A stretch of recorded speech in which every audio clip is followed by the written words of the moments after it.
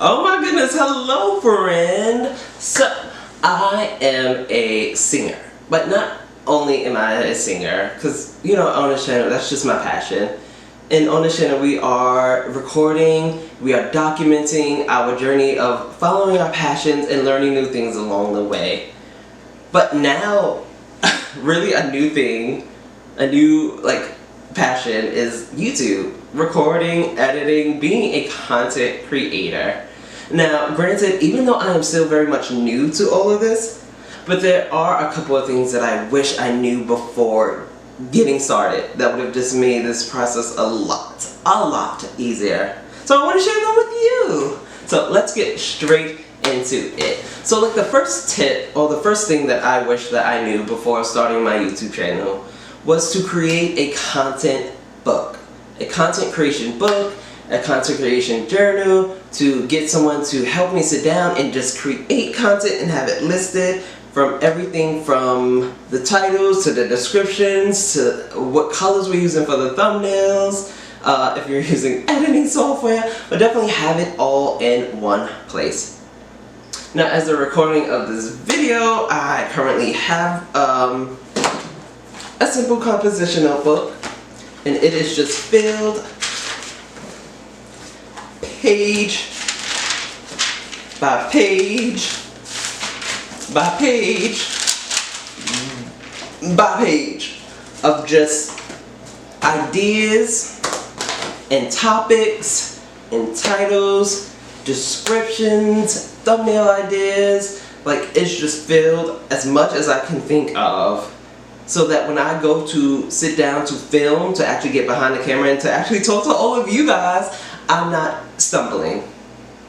Now that is not to say, once again, I am still a new YouTuber, and I'm not going to lie to you friends, I still stumble. There are still so many takes that you do not see. There are so many bloopers that I have not released.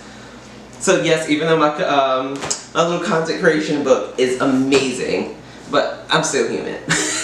But it does save me so much more time because I'm not sitting in front of the camera with as much dead space.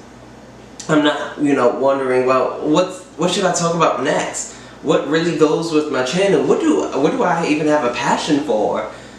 I don't want to just get in front of y'all and be like, hey guys, everyone open your books to chapter 39. I don't want to be the boring history teacher. That is not what we are doing here, girl. Not on my watch. Not on my watch. But having a creation content book, or even, you know what, not to get too off topic, but they even have digital ones.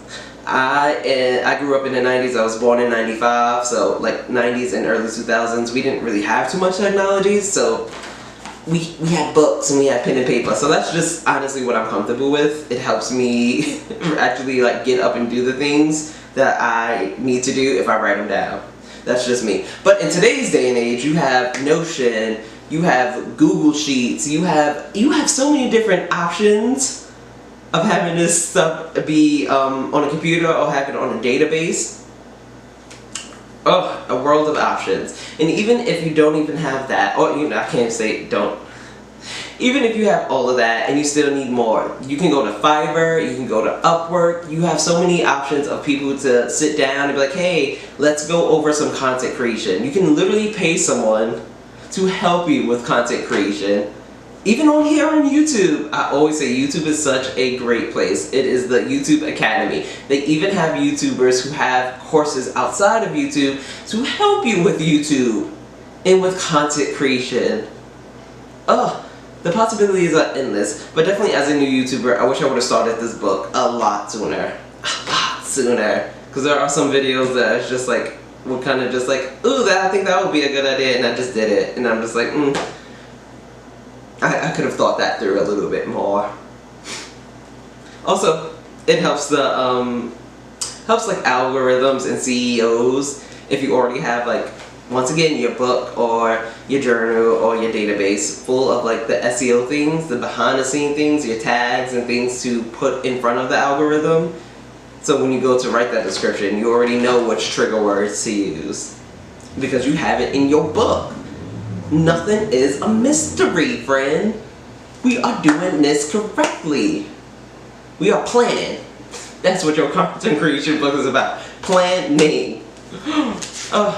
Also though, on the content creation side, AI, that's the new biggest thing in town. That is the new shiny car driving down the street. If you are anybody in this world, you are beginning to use AI more frequently in your life.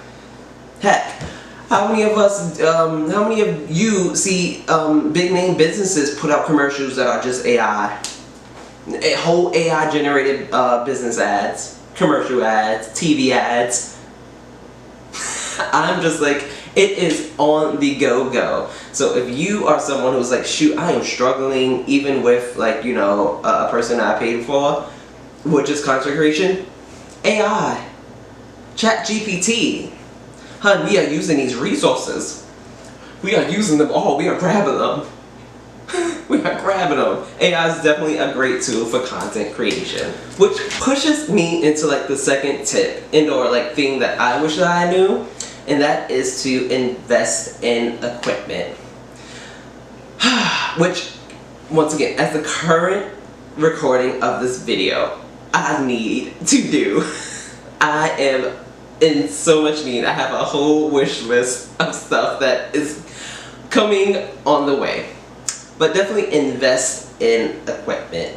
Now, I am lucky enough that I got at least like a decent camera. I got a Canon EOS, like goodness, oh my goodness, 6 something 17. It's a decent camera, and of course the price point was a pretty penny.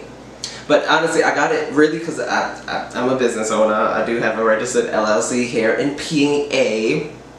So I got really this like a high-end camera, really to record business things, to record ads, and to make marketing stuff. But like now, it's great to have for YouTube. But yeah, it's definitely a good camera. I also have a mic here from Amazon. I think it wasn't even that expensive, like $20–$30. I'm gonna start using this. I gotta learn how to set it up with my computer so that we have better audio. I have some lights coming, some floodlights that should help illuminate the video a lot more so that you can see my pretty face, friends. Currently, I do have my ring light as well as the overhead lights in the apartment, which do help, but we could be better. We could be better, friends, and we're definitely gonna get there. I want to be better for you guys. Like, I definitely want to have something that not only am I proud of, let's just get that straight. Not only that I'm proud of, so I can sit back and watch it, like, ooh, so that you, when you're at home, and when I'm on your TV, or when I'm on your laptop, or when I'm on your phone, it looks as good as possible. So investing in equipment, investing in cameras, and lights, in microphones, sounds, a studio space, something that feels like it's work. Definitely, and a little side note, if it feels like work, so if you have all this stuff set up in a certain way, it'll feel like work. Not bad work, definitely not bad work, but like fun work, but like something that you have to do. So that is the first tip. The second is honestly just kind of have decent connection to like the internet, and to have good memory and storage on whatever you are editing and recording on. I cannot tell you how many times I didn't know, friend, how long it takes to edit and how much memory it takes on your computer. My poor processors are just like up in flames. I had to literally go out and get a whole new computer just to edit, process. Oh, forget uploading. Once again, going back to that good internet connection, if you do not have a good internet connection, it will take forever. Forever, in 3 days. In 3 days, and you still have to stand in line for that video to upload. I remember this one time, the video, I was uploading something. It was one of my earlier videos that I have on the channel actually. And I went to go upload it on YouTube. Tell me why it said 3 hours and 57 minutes to upload. I just closed the whole laptop and walked away. I closed everything and just said, nope, 3 hours? And the only reason I just did that is because I was working off of my my hotspot on my phone. But even still, I didn't think it was going to take 3 hours and some change, almost 4. I said, nah, I know this is not what we doing.